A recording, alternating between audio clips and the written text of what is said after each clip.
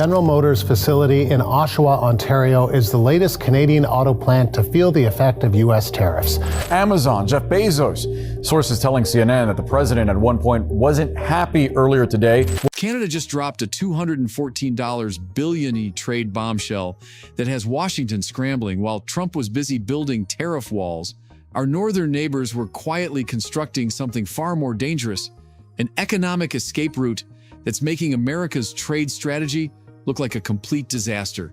What you're about to discover will shock you about how badly this trade war has backfired. The relationship that seemed unbreakable for decades just shattered in the most dramatic way possible. We're talking about a partnership worth hundreds of billions, decades of mutual dependence and geographic ties that made trade feel inevitable. But that's not all. The cracks that started as whispers behind closed doors have exploded into a full-blown economic divorce that nobody saw coming. When Trump decided to double down on his tariff threats in 2024, going even harder than his first presidency, he probably thought Canada would just take it. Steel and aluminum tariffs jumped from an already painful 25% to a crushing 50%. The automotive sector got slammed with similar punishment. But here's where it gets interesting. Instead of backing down, Canadian Prime Minister Mark Carney did something that sent shockwaves through every boardroom in North America. During his visit to Washington, Carney looked directly at the cameras and declared something no one expected to hear from America's closest ally. The old relationship is over. Those 5 words changed everything. The frustration that had been brewing behind closed doors suddenly became a public declaration of war. And it gets worse. This wasn't just political theater. Canadian steel producers immediately informed their U.S. buyers that prices would double. No negotiations, no gradual increases, just a brutal reality check that this wasn't a bluff. The final breaking point came when the rhetoric started targeting Canada's energy sector. We're talking about a country that supplies critical oil and natural gas to the U.S. Nobody thought Trump would go after energy. But when the threats started flying, Canadian companies realized they were facing an opponent who might attack anything.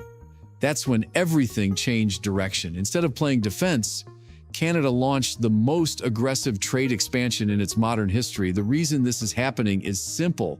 When your biggest customer starts acting unpredictably, you find new customers fast. By the end of 2024, massive trade agreements were pouring in from Asian and Latin American markets. The comprehensive economic partnership with Indonesia alone covers 280 million people and eliminates 90% of tariffs across sectors from electronics to mining. But listen to this. While Trump was building walls, Canada was literally marketing itself as the anti-America. Their slogan became, "We create predictability." And it wasn't just marketing fluff, it was a direct attack on everything the U.S. had become under aggressive tariff policies. Foreign investors started asking a simple question: why deal with American unpredictability when Canada offers stability? The numbers don't lie. Foreign direct investment into Canada shot up 9%, while U.S. investment dropped a staggering 28% over the same period. Billions started flowing into Canadian battery projects and critical mineral operations. Companies that had been considering U.S. expansion, they suddenly pivoted north. It gets crazier. Canada announced a $2.30 billion Indo-Pacific strategy support package, proving this wasn't just reactive policy, it was a systematic plan to reduce dependence on American markets. Meanwhile, the picture in America was exactly what you'd expect. Producers, farmers, and consumers all felt the sudden surge of tariffs hit their wallets. Business leaders from Michigan to Missouri were sending desperate letters to the Trump administration, begging for relief. Auto industry executives warned that vehicle prices could rise by thousands of dollars, destroying consumer demand. Steel distributors watched their costs spiral out of control. The agricultural sector got especially hammered. Citrus growers in Florida and bourbon producers in Kentucky found themselves locked out of Canadian markets by retaliatory measures. Farmers who had relied on Canadian exports for decades suddenly had to scramble for new buyers. The question everyone was asking became painfully obvious. Who's really paying for these trade walls? The answer was clear. American businesses and consumers were footing the bill for their government's aggressive stance. Here's where the story takes an even more dramatic turn. That massive $214 billion trade package Canada signed with new Asian and Latin American partners isn't just about replacing American business, it's about fundamentally reshaping global trade relationships.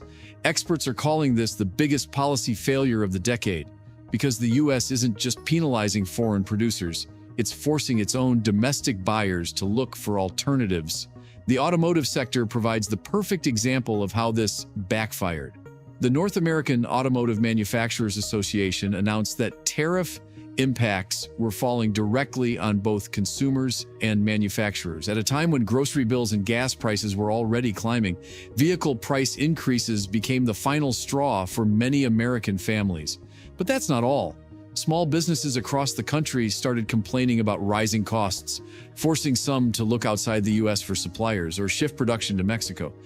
The transformation happening in Canada is historically unprecedented. An economy that had been U.S. dependent for generations suddenly started diversifying at lightning speed. European producers received Canada's message loud and clear. Our market and our agreements are open to everyone. This led to a cascade of economic cooperation agreements, covering everything from critical minerals to green energy, artificial intelligence, and advanced manufacturing. The contrast in economic performance tells the whole story. Canada's economy grew 2.6%, while U.S. export growth remained stuck at just 1%. The gap spans everything from agriculture to pharmaceuticals. While America embraced protectionism, Canada's global appeal grew stronger, aligned perfectly with its message of openness and predictability. Global companies who spent decades building integrated supply chains don't appreciate it when countries suddenly start building walls. Supply chains, joint R&D, and capital flows all require one thing: stability. Exactly what Canada was offering, and exactly what America was destroying. When Trump woke up one morning and raised steel tariffs from 25% to 50%, or slapped a 25% tariff on automobiles, it completely disrupted the strategic planning of major corporations. No wonder Canadian representatives started saying things like, "The U.S. is self-destructive, but we can't stand by and let it bring us down." According to World Bank reports, Canada has been aggressively increasing integration into global trade networks, while the U.S. retreats into a more protected model. The irony is devastating. Trump's America First policies are literally pushing America's closest allies into the arms of competitors. The political implications just as explosive. When some Trump advisors joked about Canada becoming the 51st state to avoid tariff problems, Canadian officials and global investors weren't laughing. Instead, Canada doubled down on presenting itself as a safe, stable, and rules-based alternative to American chaos. From Europe to Asia, the message was clear. If America wants to build let's build bridges with Canada.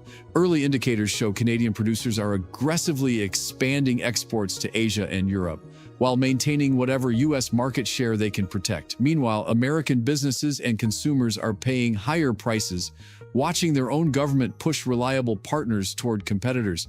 The question that's keeping economists up at night is simple.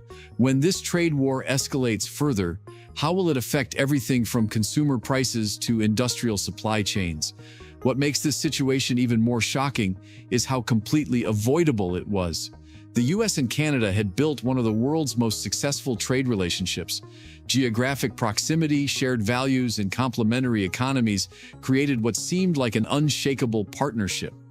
But aggressive tariff policies shattered that foundation. In less than 2 years, the bigger picture, even more concerning. This isn't just about losing a trading partner. It's about watching that partner build stronger relationships with countries that compete directly with U.S. influence. Some analysts say these protectionist steps might boost certain U.S. sectors short-term, but in the medium and long term, the costs of losing important allies will be devastating. The global economy is too interconnected for even America to isolate itself without severe consequences. Canada's message of predictability hit right at the core weakness of U.S. trade strategy: uncertainty. Time will tell whether this is a temporary realignment or a permanent shift in North American economics. But the signs are clear. Canada is building new markets. American businesses are facing higher costs and falling behind. The ultimate irony? The very policies designed to make America great again are making America's neighbors stronger and more independent. The stakes couldn't be higher. We're witnessing a fundamental restructuring of trade relationships that took decades to build.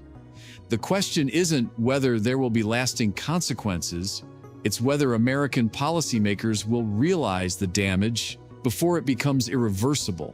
What started as a trade dispute has become an economic realignment that could reshape North American influence for generations. This story is far from over, and the next moves by both countries will determine whether we're seeing temporary tensions or a permanent fracture in one of the world's most important economic partnerships.